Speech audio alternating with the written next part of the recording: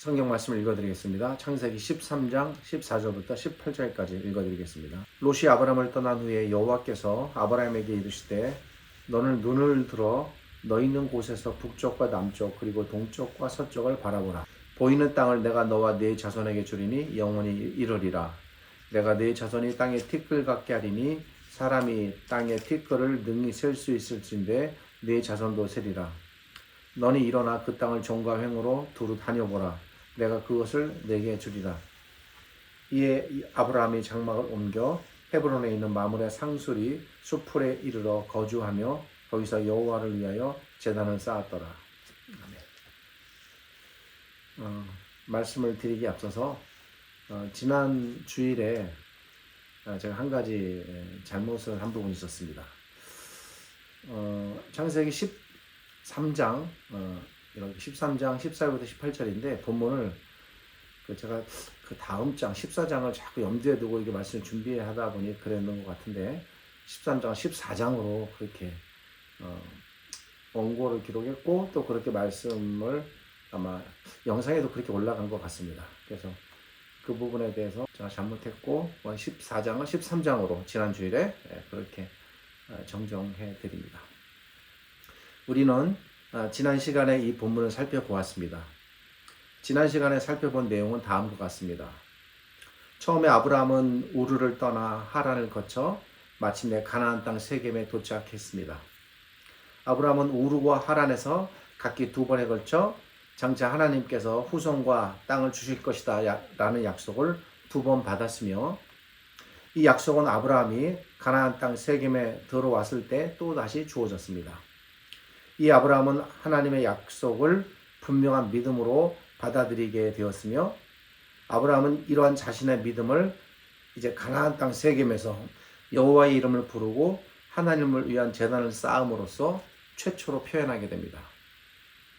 그 후 아브라함은 가나안 땅에서 원치 않게 기근을 만나고 또 애굽에서 바로를 만나 아브라함은 거의 믿음을 상실하는 수준까지 그의 믿음이 약화됩니다. 그러나 아브라함은 하나님께서 애굽에서 바로에게 행하신 일을 통해서 하나님께서 얼마나 자신의 약속을 신실하게 지켜가시는 분인지를 분명하게 깨달았습니다. 이 사건에 대한 기록을 보면 여기서 애굽에서 이렇게 행하셨으니 하나님 이런 하나님이구나 라는 아브라함 자신에 대한 고백이나 진술은 나오지 않습니다. 근데 이후의 행동을 놓고 볼 때 충분히 그 사건을 통해서 그 속에서 그렇게 깨달았을 것으로 우리가 행간을 읽어낼 수가 있는 겁니다. 이를 통해 아브라함의 믿음은 또다시 회복되었으며 그리고 아브라함의 믿음은 더욱 분명하고 흔들리지 않는 믿음으로 자리를 잡아가게 됩니다. 그러니까 처음에 세겜에 도착해서 믿음이 올라갔다가 기근을 만나 애굽에서 믿음이 다시 아래로 내려갔다가 다시 또 하나님의 도우심으로 회복하여 또 올라가서 또 가나안 땅에 들어가는 이런 커다란 곡선을 그리게 되는 겁니다. 이 아브라함은 2번째로 자신의 이러한 믿음을 또 표현하기 위해 처음에 세겜에서 하나님을 위한 제단을 쌓았던 바로 그곳으로 찾아가 하나님을 경배하며 그곳에서 다시 2번째로 여호와의 이름을 불렀습니다. 이렇게 하여 어느 정도 가나안 땅에 정착하여 가는데 하나님께 대한 아브라함의 믿음도 자리를 잡아가던 바로 그 무렵에 그리 크진 않지만 또 작다가도 할 수 없는 사건이 생깁니다. 아브라함의 믿음을 흔드는 또 다른 사건이 발생됩니다. 그것은 아브라함이 조카 롯을 떠나보냄으로써 생기는 일입니다. 아브라함과 조카 롯과의 관계 그리고 조카 롯이 찾아 들어간 소돔과 고모라 그 연간에 이르는 아드마 스보임 소알에 이르기까지의 지역에 대한 설명은 지난 시간에 말씀드렸으므로 오늘은 생략합니다. 결론적으로 말씀드리면 조카 롯은 가축을 키우기에 매우 좋은 기름진 동쪽 지역에 물이 많고 초원이 잘 갖추어진 사해 동편 지역을 선택해 갔고 그 결과 아브라함은 비교적 사해 동쪽보다는 환경이 열악한 사해 서편의 헤브론 지역을 선택하게 되었다라고 말씀드립니다. 지난 시간에 말씀드린 대로 이 무렵에 아브라함의 마음은 힘들었을 것으로 추측됩니다. 하나님의 약속에 대한 아브라함의 믿음은 아마 또다시 요동쳤을 것입니다. 하나님께서 자신에게 가나안 땅을 주시겠다고 약속해서 가나안 땅에 들어왔으나 아브라함은 가나안 땅에서 처음에 기근을 만났고 애굽에서 아내 사라를 바로에게 빼앗길 뻔하였고 그리고 이제 또다시 사해 동쪽에 기름지고 좋은 땅을 조카 롯에게 양보하고 자신은 서해 서쪽에 그리 만족스럽지 못한 땅을 선택해야 하는 처지 그리고 조카 롯과도 헤어져야 하는 인간적인 이런 아픔의 상황에 놓인 것입니다. 아브라함이 하나님의 약속에 대한 믿음을 이 시기에 완전히 잃었다거나 아니면 지난번에 애굽에서의 경우처럼 하나님의 약속에 대한 믿음을 거의 잃어가는 포기하는 수준까지 이르렀다고 보기는 힘들지만 이때 분명 아브라함의 믿음은 크게 흔들렸으며 그는 심정적으로 상당히 또 지치고 힘들어 있었을 것으로 보여집니다. 아마도 아브라함의 믿음은 이러했을 것입니다. 마음은 죄송합니다. 하나님께서 가나안 땅을 유업으로 주시겠다고 해서 내가 가나안 땅에 들어왔는데 이 땅에서 내가 기근을 만났고 아내마저 바로에게 빼앗길 뻔했고 이제 심지어 조카 롯과도 이별해야 하고 그리고 가나안 땅에 좋은 동쪽의 땅들은 조카 롯에게 양보하고 이제 나는 사해 서쪽 좋지 않은 땅을 선택해야 하는 이런 상황 속에서 과연 하나님의 약속은 나에게 여전히 유효한가? 조카 롯이 사해 동쪽의 땅을 선택해 나갔는데 과연 가나안 땅을 유업으로 주시겠다는 그 동쪽을 포함하여 주시겠다는 하나님의 약속은 과연 나에게 아직도 이루어질 것으로 남아있는가? 아마도 아브라함의 마음에 이런 의문이 적잖이 파동이 일었을 것으로 생각됩니다. 아브라함이 바로 이렇게 힘들어할 때에 아브라함이 하나님의 약속을 견고하게 붙잡지 못하고 그의 마음이 갈팡질팡 바람에 나부끼는 갈대처럼 흔들릴 때에 바로 그때에 하나님께서 아브라함에게 또 나타나신 것입니다. 자, 보십시다. 하나님께서는 언제 아브라함에게 나타나십니까? 그게 사실 오늘 13장인데 여기까지뿐만이 아니라 그 이후에 이어지는 15장, 17장, 20장에서도 계속 나타나는데 거의 같은 상황 속에서 하나님께서 나타나심이 앞으로 계속 보여집니다. 그 중에 한 부분입니다. 언제나 아브라함이 위기에 처해 있을 때마다 아브라함이 하나님의 약속에서 지치고 힘들어 흔들려 할 때 그때마다 언제나 하나님께서는 아브라함에게 나타나셔서 아브라함을 붙드시고 그의 믿음이 흔들리지 않도록 계속 붙잡아 가십니다. 그런 하나님이셨기에 이 아브라함이 롯과의 이별 후에 그의 마음이 이렇게 흔들리며 믿음의 기반 자체가 약해질 때에 하나님 편에서 결코 이것을 모른 척 하실 수가 없는 겁니다.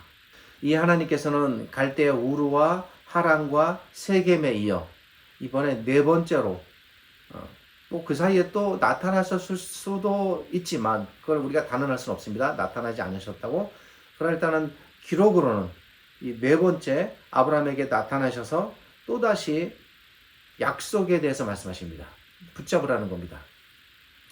따라서 본문에 나타나는 네 번째 이 나타나심 그리고 하나님의 약속 역시 앞서 아브라함에게 주어진 세 번의 하나님의 약속과 목적상으로는 동일한 목적으로 주어진 것이다라고 볼 수 있습니다. 그것이 무엇입니까? 한마디로 하나님께서 아브라함의 믿음을 붙잡아 주시기 위해 주신 약속이다라는 것입니다. 하나님의 약속이 거듭되어 주어지고 하나님의 약속이 거듭되어 나타날 때마다 그러니까 본질적으로는 내용은 같습니다. 내용 자체가 본질적으로 바뀌거나 그러진 않습니다. 그런 면에서 같은 약속이 계속 반복적으로 주어지는 겁니다. 네 번에 걸쳐서 지금. 특별히 아브라함이 힘들고 지치고 흔들릴 때마다 바로 그 정확한 때에 어김없이 나타나시는 하나님, 그리고 하나님께서 주시는 약속은 이렇게 하여 아브라함을 다시 일으켜 세우고 아브라함으로 하여금 하나님께서 주신 약속을 바라보고 다시 일어나서 그 약속을 향해 믿음으로 나아가도록 이끄시는 그런 원동력이 되었던 것입니다. 그리고 지금도 바로 그런 상황입니다.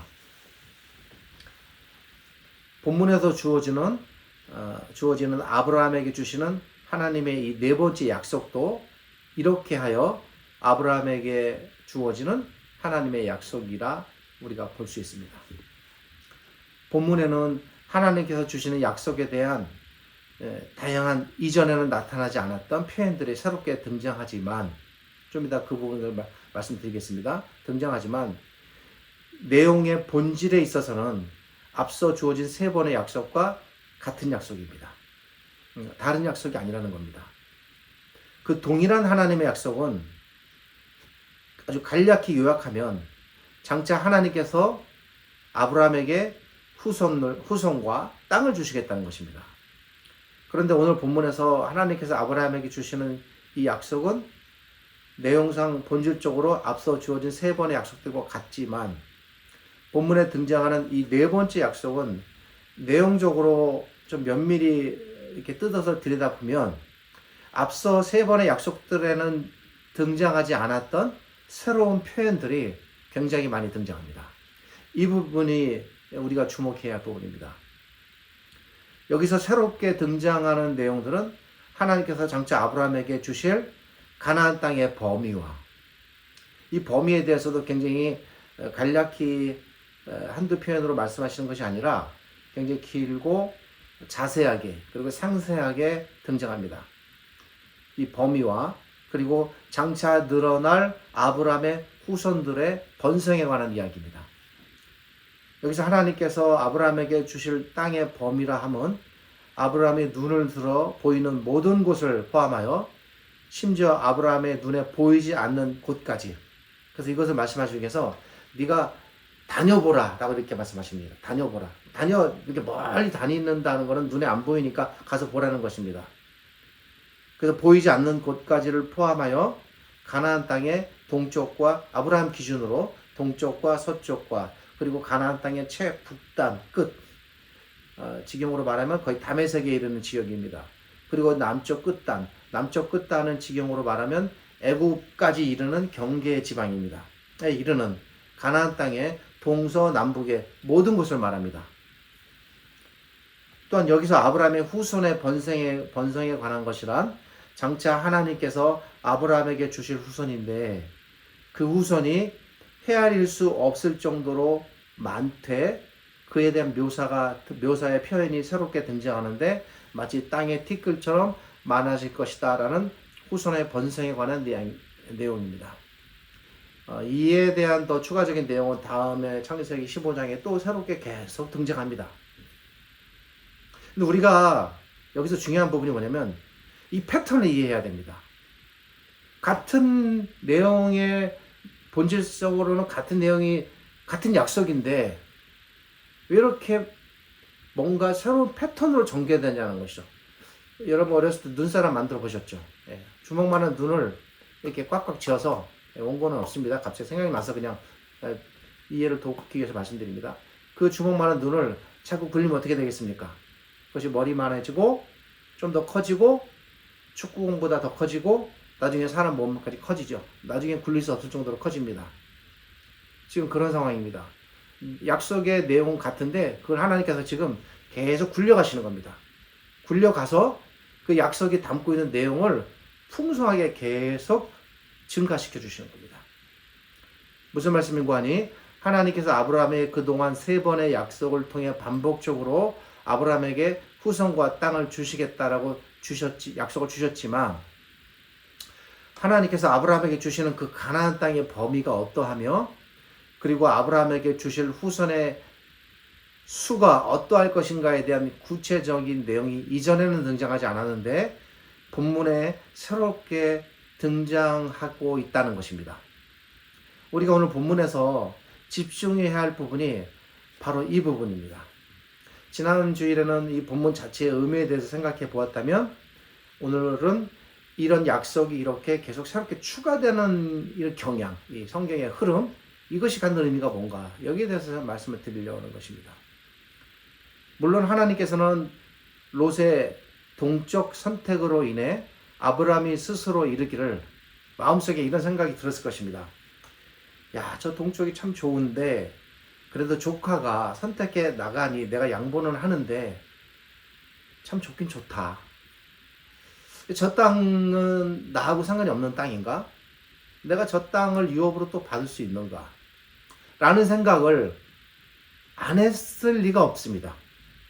그렇게 생각하며 그 땅에 대한 아쉬움이나 또 이런 피곤함, 힘듦을 표현할 때 아브라함을 위로하시는 목적으로 하나님께서 아브라함에게, 아브라함아, 비록 롯이 동쪽 땅을 선택해서 이제 지금 현재로서는 네가 그 땅을 취하지 못할 것으로 여길지 모르지만 사실은 그 동쪽의 모든 땅과, 그리고 그뿐 아니라 서쪽의 모든 땅, 그리고 나아가서 북쪽과 남쪽에 이르는 다메섹과 애굽에 이르는 그 모든 땅까지 다 네가 차지할 것이다라는 거죠.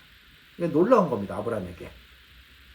그러니까 뭐라 조금 뭘 이렇게 이거를 잃어서 마음이 아픈데 그게 문제가 아니라 그걸 포함한 그거의 수백 배가 되는 이 모든 걸 다 주겠다고 했을 때 그 사람의 마음은 얼마나 기쁘고 감격했겠습니까? 그러니 너는 나의 약속을 믿는 이 믿음에서 흔들리지 마라. 이런 마음으로 하나님께 위로의 심정으로 아브라함을 위로하셨다고 보는 것이 일단 1차적으로 맞습니다. 예, 분명합니다.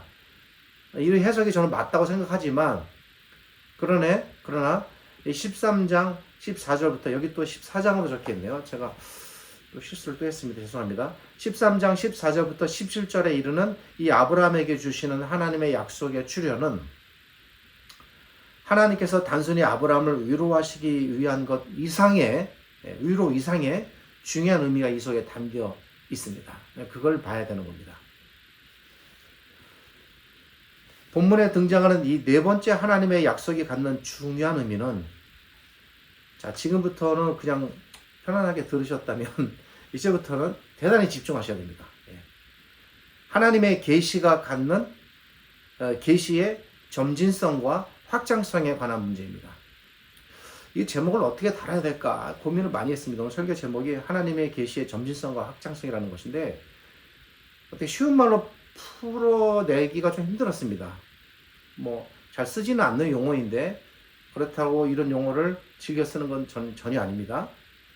부득이하게 이 용어를 써서 제목으로 삼았고, 또 이 용어를 중심으로 말씀을 드리는 것에 대해서 양해 부탁드립니다.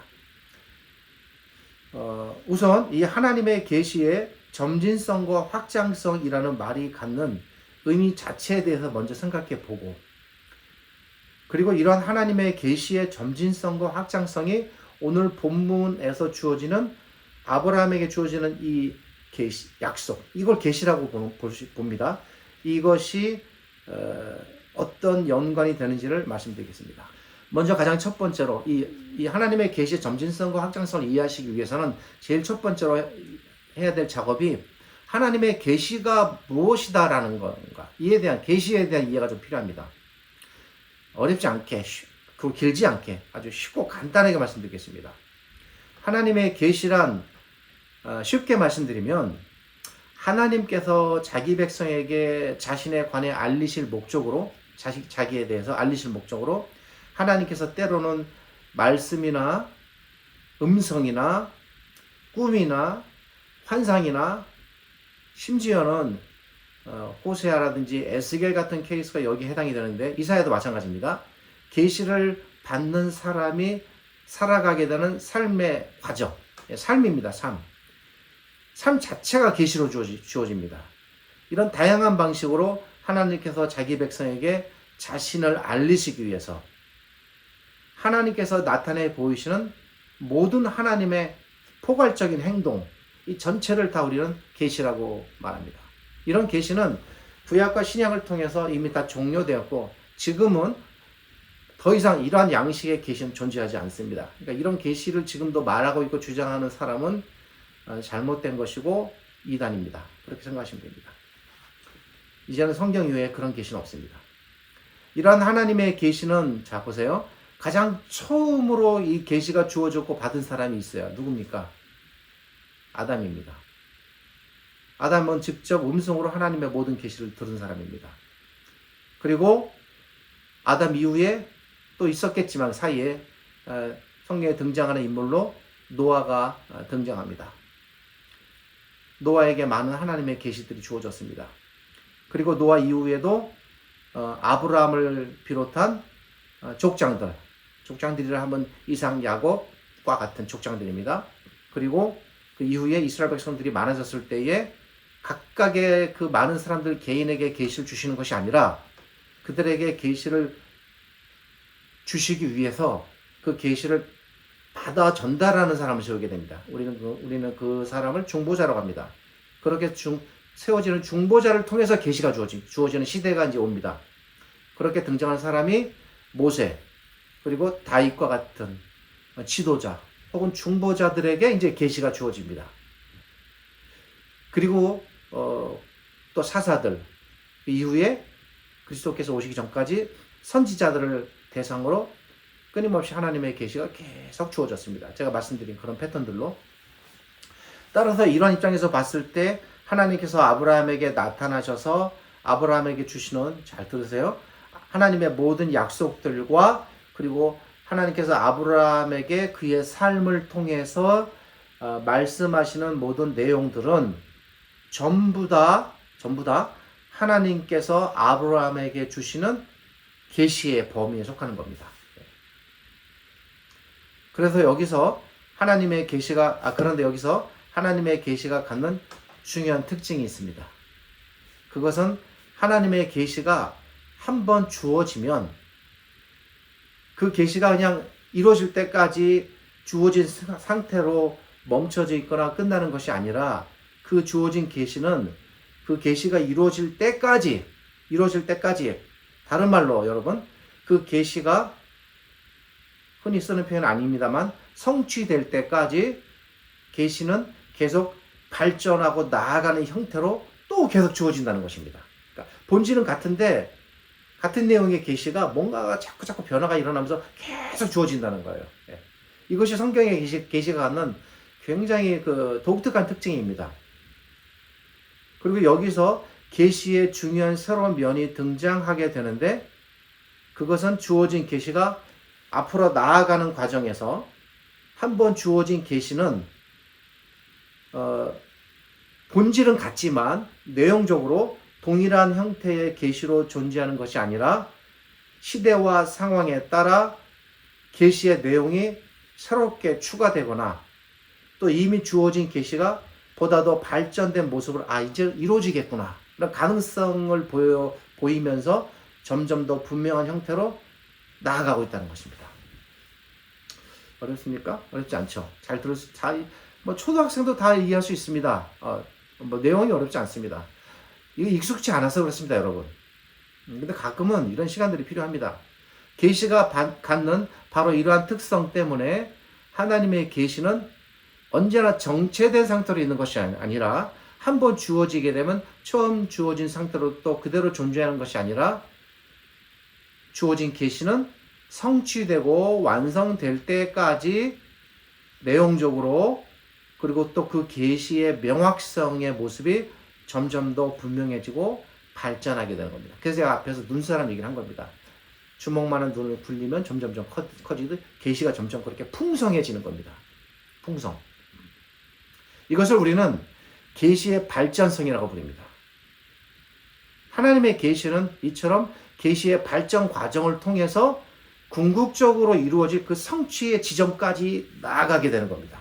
이해되시나요? 이런 면들이 아브라함과 연관해서 이제 드러나기 때문에 제가 이 시점에서 말씀을 드리는 겁니다. 그런데 이렇게 처음 주어진 계시가 발전하고 나아가기 위해서는 반드시 나타나야 하는 현상이 있습니다. 그 현상이 무엇이냐? 그것이 바로 제가 제목에서 말씀드린 하나님의 계시의 점진성과 확장성이라는 것입니다. 자, 이렇게 이론적으로 어떤 이렇게 제가 말씀을 드렸다면 자, 이제 더 쉽게 이해해드리기 위해서 한 예로 설명드립니다. 그리스도에 관한 계시를 예로 들어보겠습니다. 성경에서 예수 그리스도에 관해 가장 최초로 등장하는 최초의 계시는, 아까 제가 최초의 계시를 받은 사람이 아담이라 그랬죠? 예, 아담이 이 계시를 받은 겁니다. 아담에게 그리스도에 대한 최초의 계시가 주어지는데, 제가 전에 창세기 할 때 많이 말씀드렸습니다. 예, 새로운 것 아닙니다. 창세기 3장 15절 말씀입니다. 여기서 하나님께서는 장차 한 여인의 후손이 등장할 것이고, 그 여인의 후손이 일단 표현상으로는 뱀의 머리를 부수고 모든 하나님의 백성을 구원할 것이다 라고 장차 오실 예수 그리스도의 오심에 대해서, 그분에 대해서 최초로 계시하셨습니다. 그러나 이 그리스도에 대한 최초의 계시의 말씀 안에는, 이것이 아담에게 처음 주어질 때에는 그리스도께서 보세요, 누구의 혈통에서 오실 것인지, 여인의 후손이라고 했지만 그 여러 후손의 계열들이 또 있잖아요. 그 계열이 뭔지, 또 그리스도께서 어느 가문에서 오실 것인지, 그리스도께서 어떤 형태로 여인에게서 태어나실지, 나중에 우리는 그게 동정녀라는 탄생이라는 걸 알지만 그런 것들이 드러나지 않습니다. 그리스도께서 어떤 형태로 그러면 자기 백성을 구원하실 것인지, 물리적으로 정말 사탄을 깨부시는 건지, 그러나 우리는 구원의 그 성취를 알죠? 십자가의 죽으심입니다.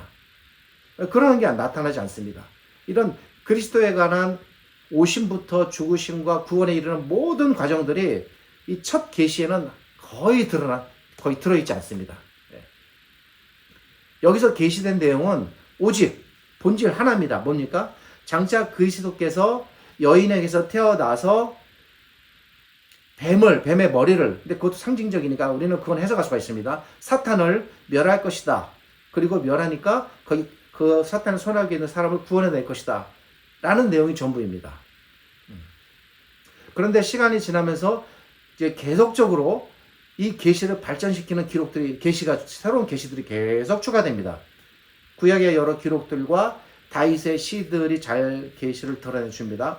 이런 것들을 통해서 또 이사야 선지자의 여러 글들, 이사야서 53장이라든지 또 그 외에 여러 선지자들의 예언들을 통해서 창세기 3장 15절에서 주어졌던 최초의 계시, 거기에서 등장하는 그 오실 후손이 누구인지가 점점 더 분명하게 드러나게 됩니다. 그리고 이사야서 53장쯤 가면은 그가 누구인지까지도 거의 그 벼로까지도 임마누엘로 이렇게 등장할 정도로 계시는 풍성해집니다. 창세기 3장 15절에 최초에 주어진 그리스도에 대한 계시가 시간이 점점 지나면서 계시의 점진성과 확장성이 거기에 계속 가동돼서 그리스도에 대한 계시가 풍성하게 발전하여 나타나고 있는 겁니다. 즉 창세기 3장 15절을 통해 처음 주어진 오실 후손인 그리스도에 대한 이 계시는, 이것이 좀 풍성하게 나타나는 첫 번째 증거가 어디에 등장하냐면 여러분, 야곱입니다. 야곱의 예언을 통해, 죽기 전에 야곱의 예언을 통해 그분께서 여기에 많은 것들이 확 풍성하게 여기에 들어가게 됩니다. 그가 유다의 가문에서 오실 것이라는 것, 그리고 유다의 가문 속에서 왕의 위치로 오실 것이라는 것, 이런 것들이 첨가됩니다.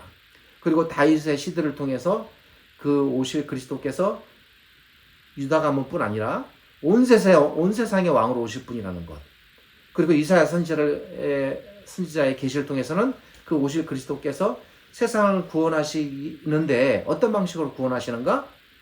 모진 고문과 고난과 죽음을 통해서, 그래서 그분이 어린 양으로 오실 것이다 라는 이 부분, 창세기 3장 15절에 처음으로 주어진 그리스도에 대한 계시가 이렇게 야곱으로부터 다윗과 이사야, 그 외에도 여러 선지자들, 이런 분들을 통해서 그리스도에 대한 이 최초의 계시는 점점 더 그 내용이 확장되고 발전하는 겁니다.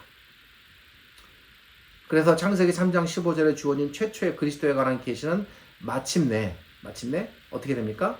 그리스도께서 유대 땅 베들레헴에서 동정녀 마리아를 통해 그리고 새 동방으로부터 온 박사들의 경배를 통해 그분이 왕이라는 사실이 드러나면서 창세기 3장 15절 안에 압축되어 있던 모든 계시의 내용들이 전부 다 성취되고 드러나게 되는 겁니다.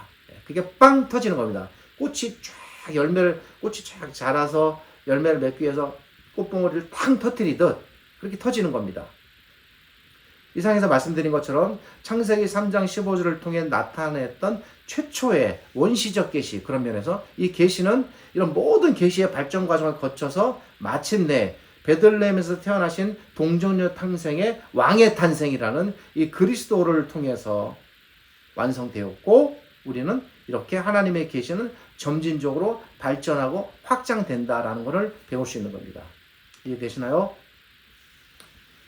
어쩌면 제가 1년에 한 번도 할 가능성이 거의 없는 매우 희박하면서도 중요한 내용이 오늘 설교 안에 다 들어있으니 잘 들으시면 도움이 되실 것입니다. 그렇다면 이러한 입장에서 볼 때 아브라함에게 주어진 하나님의 계시도 과연 이러한 계시의 점진성과 확장성의 과정을 통해 주어지고 있는가? 예? 네, 그렇습니다. 하나님께서 아브라함에게 주신 최초의 계시는 갈대아 우르에서 하나님께서 아브라함을 부르는 일을 통해 주어집니다. 최초의 계시입니다. 아브라함에게는. 이것이 어디 등장하냐면 창세기 15장 7절과 그리고 느헤미야 9장 7절입니다. 창세기 15장 7절은 이렇게 전합니다. 그때 받은 최초의 계시의 내용이 이렇게 된다는 겁니다. 또 그에게 이르시되 나는 이 땅을 내게 주어 소유를 삼게 하려고 너를 갈대아인의 우르에서 이끌어내 여호와로라. 다음으로 느헤미야 9장 7절은 이렇게 말합니다. 느헤미야, 주는 하나님 여호와시라. 옛적에 아브라함을 택하시고 갈대아 우르에서 인도하여 내시고 아브라함이라는 이름을 주시고, 여기에는 땅이나 후손의 표현도 등장하지 않습니다. 여기서 아브라함에게 주어진 최초의 계시의 내용은 무엇입니까? 그것은 이제 정리하면 이렇습니다. 하나님께서 아브라함에게 나타나셨다는 사실과 하나님께서 아브라함에게 가나안이라는 이름은 사실 등장하지 않습니다만 땅이라는 표현만 등장하지만 그게 가나안이라는 것을 우리는 압니다. 가나안 땅을 주시기 위해 그를 부르셨다는 사실입니다. 여기에는 가나안이라는 이름도 등장하지 않습니다. 또 여기에는 아브라함의 후손에 관한 계시의 내용도 등장하지 않습니다. 여기에는 오직 하나님께서 아브라함에게 나타나셨고 땅을 주시기 위해 그를 불러내셨다는 내용만 이 두 곳에 등장합니다. 이것이 아브라함이 받은 하나님의 최초의 계시입니다. 그런데 여러분, 그랬던 이 최초의 계시가 언제 조금 더 분명한 형태로 주어집니까? 그것은 하나님께서 아브라함에게 우르가 첫 번째라면 두 번째는 하란이죠. 하란에서 부르실 때입니다. 하나님께서 하나님의 이 두 번째 계시가 등장하는 부분이 우리가 전에 배운 창세기 12장 1절부터 3절입니다. 12장 1절부터 3절에서 주어지는 계시의 내용은 이렇습니다. 여호와께서 아브라함에게 이르시되 너는 너의 고향과 친척과 아비집을 떠나 내가 네게 보여줄 땅으로 가라. 그 다음 중요합니다. 이전에는 등장하지 않았던 계시의 내용입니다. 내가 너로 큰 민족을 이루고 네게 복을 주고 네 이름을 창대케 하리니 너는 복이 될지라. 너를 축복하는 자에게는 내가 복을 내리고 너를 저주하는 자에게는 내가 저주하리니 땅의 모든 족속이 너로 말미암아 복을 얻을 것이라 하신지라. 이 창세기 12장 1절부터 3절을 통해 주어진 두 번째 계시의 내용은 첫 번째 하나님께서 아브라함을 우르에서 부르실 때와 비교해 볼 때 어떤 내용들이 새롭게 추가되어 등장합니까? 그것은 하나님께서 아브라함을 통해 장차 큰 나라를 만드시겠다는 내용입니다. 그리고 또한 하나님께서 아브라함을 복주시고 아브라함을 통해 천한 만민도 복주시겠다는 내용입니다. 이전에는 없던 계시 내용입니다. 그리고 또한 하나님께서는 장차 아브라함을 이끌어 그가 들어갈 땅을 보여주시겠다고도 말씀하십니다. 이 내용들, 즉 하나님께서 아브라함을 통해 큰 나라를 만드시겠다는 것과 아브라함을 복주시고 아브라함을 통해 온 세상 천하 만민을 복주시겠다는 것과 그리고 아브라함을 어떤 땅으로 이끌어 들이시겠다는 것, 이러한 것들이 우르에서는 주어지지 않았던 새롭게 등장하는 계시의 내용입니다. 이를 통해 우리가 알 수 있는 사실은 하나님께서는 우르에서 처음에 아브라함에게 주셨던 계시가 그대로 존재하는 것이 아니라 하란에서 다시 주어질 때에는 보다 구체적으로 내용들이 거기에 계속 덧붙여진다는 것입니다. 점진적이고 발전되고 확장되는 겁니다. 하나님의 계시가 이렇게 점진, 확장, 발전되어 성취될 때 그 계시의 의미가 이제 이렇게 되겠구나라고 점점점 분명하게 보이는 겁니다. 가장 그것을 분명하게 보는 사람이 누구입니까? 아브라함입니다. 그러니까 이 계시의 점진과 확장은 필수적인 겁니다. 그것이 진행이 돼야 이루어지겠구나. 이게 이런 형태로 나타나겠구나. 그 약속이 멀지 않았구나. 다가오는구나. 내가 더 믿음으로 나아가야 되겠구나. 이런 것들이 계속 작동하는 겁니다. 그리고 세 번째 하나님의 계시가 나타나는 곳이 어디입니까? 그것은 앞서 나타난 바로 가나안 땅 세겜입니다. 하나님께서 아브라함에게 가나안 땅 세겜에서 나타나심으로 말미암아 앞서 두 번에 걸쳐 아브라함에게 주셨던 계시는 보다 더 완성된 형태로 보여집니다. 아브라함에게 주셨던 이 세 번째 계시의 확장된 의미, 즉 앞서 두 번에 걸쳐서 아브라함에게 주신 계시의 내용에는 등장하지 않는 새로운 내용은 무엇입니까? 이것이 창세기 12장 7절에 등장합니다. 창세기 12장 7절은 이렇게 말합니다. 내가 이 땅을 네 자손에게 주리라. 매우 간단하고 짧은 내용이지만 이 세 번째 계시 안에는 앞서 등장하지 않았던 다소 모호한 형태로 주어졌던 계시가 보다 분명한 형태로 아브라함에게 주어집니다. 이를 통해 하나님께서 아브라함에게 주시는 계시는 더욱 분명한 형태로 그 의미가 명확해지기 시작합니다. 그 새로운 내용은 무엇입니까? 하나님께서 아브라함에게 후손을 주시겠다는 것과 그리고 그 후손에게 가나안 땅을 주시겠다는 것입니다. 그러나 그럼에도 불구하고 아직도 명확하게 드러나지 않는 계시의 내용들은 여전히 아직 많이 남아 있습니다. 사실 오늘 본문도 그 중에 그 나아가는 과정 중에 하나이지 이게 완성된 모습은 아닙니다. 그 뒤에 15장, 17장 계속 나오기 때문에. 그것이 무엇입니까? 그것은 그렇다면 하나님께서 아브라함에게 주시겠다는 그 후손은, 예? 여러분 생각해 보세요. 후손 주신다 그러면 뭐부터 생각하겠습니까, 여러분? 그럼 그 후손은 얼마나 될까? 이런 의문 안 들겠습니까? 후손은 얼마나 될 것이며, 우리 땅을 차지해? 그 후손이 많으면 땅도 넓어야 되는데, 그러면 그 땅 규모는 얼마나 될까? 이런 생각이 드는 건 자연스럽습니다. 이것이 네 번째 계시에 등장하는 겁니다. 하나님께서 아브라함에게 주실 후손의 수와 그리고 아브라함의 후손이 살아갈 가나안 땅의 구체적인 규모에 관한 이 새로운 계시의 등장이 우리가 읽은 본문 안에 등장합니다. 이 새로운 계시의 내용, 즉 장차 번성할 아브라함의 후손의 그 방대함, 그리고 장차 그들이 살아갈 가나안 땅의 그 엄청난 규모, 이런 것들을 구체적으로 말씀하심으로 말미암아 사실 오늘은 여러분 지명은 나타나지 않아요. 동서남북, 북쪽 끝, 남쪽 끝, 횡단 이런 표현들이 등장하지만 나중에 이제 더 나아가면 그들이 차지할 족속들, 지명 이런 것까지 또 다 등장합니다. 하나님께서 우르에서 아브라함에게 주셨던 그 계시를 점점 확장시키고 발전시켜 나아가시는 겁니다. 이에 대해 우리가 읽은 본문은 이렇게 말해주고 있습니다. 13장 14절부터 17절까지입니다. 이 새롭게 추가되는 계시의 점진적인 모습은 너는 눈을 들어 너 있는 곳에서 북쪽과 남쪽 그리고 동쪽과 서쪽을 바라보라. 보이는 땅을 내가 너와 네 자손에게 주리니 영원히 이르리라. 내가 네 자손이 땅의 티끌 같게 하리니 사람이 땅의 티끌을 능히 셀 수 있는데 네 자손도 세리라. 이 표현들이 이전에 등장했습니까? 아닙니다. 전혀 등장하지 않았던 표현들입니다. 여기서 새롭게 등장하는 점진적이고도 확장되는 하나님의 계시 무엇입니까?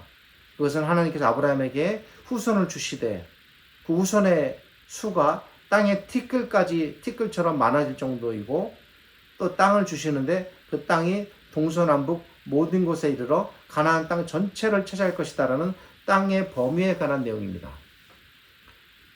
아브라함의 후손이 땅의 티끌처럼 많아질 것이며 그리고 그들은 가나안 땅 동서남북을 차지할 것이다. 이것이 이 네 번째 하나님의 계시를 통해 아브라함에게 주어지는 하나님의 계시의 점진성과 확장성에 관한 내용입니다. 마무리하겠습니다. 우리는 지난 주일에 이어 하나님께서는 선하시다, 하나님께서는 신실하시다 라는 하나님에 관해 배웠습니다. 하나님의 선하심과 하나님의 신실하심은 저는 그렇습니다. 개인적으로. 이 하나님의 계시가 어떤 것인가, 그 본질은 무엇이고 그것이 성경 안에서 어떻게 계속 작동되는가, 하나님의 계시의 점진성과 확장성이라는 이 관점 속에서 이해할 때 이 하나님의 선하심과 진실하심이 더 선명하게 와닿습니다. 자신이 약속하신 것을 결코 잊지 않으시는 하나님 뿐만 아니라 자신이 약속하신 것을 이루시기 위해서 그 약속을 끊임없이, 이걸 다른 말로 우리가 계시라고 표현했습니다. 그 약속을 끊임없이 발전시키고 확장시키셔서 마침내 그 대상자가 야, 이루어지겠구나, 다 왔구나, 그 약속은 결코 헛된 것이 아니구나, 붙잡게 하시는 겁니다. 계속 이런 하나님의 계시의 점진의 과정과 확장의 과정을 통해 자신의 약속을 신실하게 이루어 가시는 하나님, 이 하나님이 바로 우리가 섬기는 우리의 신실하신 여호와 하나님이십니다. 오늘은 시간상 처음에 계획했던 내용을 제가 다 다루지 못했습니다. 하나님께서 아브라함에게 주시는 하나님의 이 계시의 점진성과 확장성에 관한 이 부분에 대해서 조금 더 말씀드릴 부분들이 있는데, 그것들이 점점 더 어떤 완성된 형태로 나아가는지에 대해서 기회가 된다면 한 번 제가 더 준비를 해서 전할까 지금 고민 중입니다. 저는 제 설교의 사명이 제가 살아있는 동안 이 땅에서 죽기까지 정말 하나님의 말씀을 가장 하나님의 의도에 맞게, 성경의 기록자의 의도에 맞게 잘 준비해서 그 뜻이 묻히지 않고 사라지지 않고 세상에 보여지도록 하는 것이 저는 제 소명이라고 생각합니다. 그래서 때로는 다소 난해할 수도 있고 평소 여러분들이 익숙지 않은 내용일 수도 있지만 잘 들으셔서 정말 하나님의 말씀이 이렇게 풍성하고 우리에게 귀한 말씀이구나 잘 깨달으셔서 신앙의 유익을 삼으시면 좋겠습니다. 기도하겠습니다. 하나님 감사합니다. 오늘 말씀을 통해서 하나님께서 주신 약속을 어떻게 신실하게 계속 발전시키고 확장시키셔서 약속을 받는 대상이 그 하나님의 약속을 더욱 굳게 붙들게 하시고 오직 그것을 믿음을 통해 굳건하게 나아가게 하시는가를 생각해 보았습니다.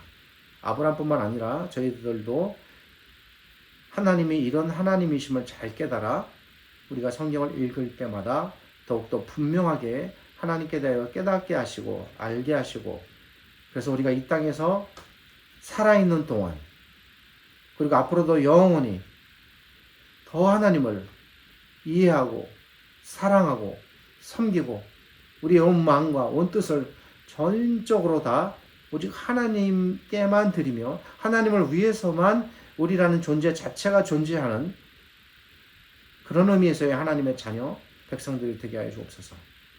지금은 우리 주님 예수 그리스도의 은혜와 저희를 지극히 사랑하시는 아버지 하나님의 크신 사랑과 오늘 이 말씀을 통해서 더 하나님의 약속을 굳게 붙잡게 하시고 믿음으로 나아가도록 지키시며 함께 하시는 성령 하나님의 함께 하심이 오늘 이 말씀을 읽고 듣고 묵상하며 주신 말씀을 부여잡고 믿음으로 살아가려는 우리 모든 신자들에게 하나님의 넘치시는 은혜와 사랑이 더욱 가득하시기를 우리 주님 예수 그리스도의 이름으로 축복하며 기도드립니다.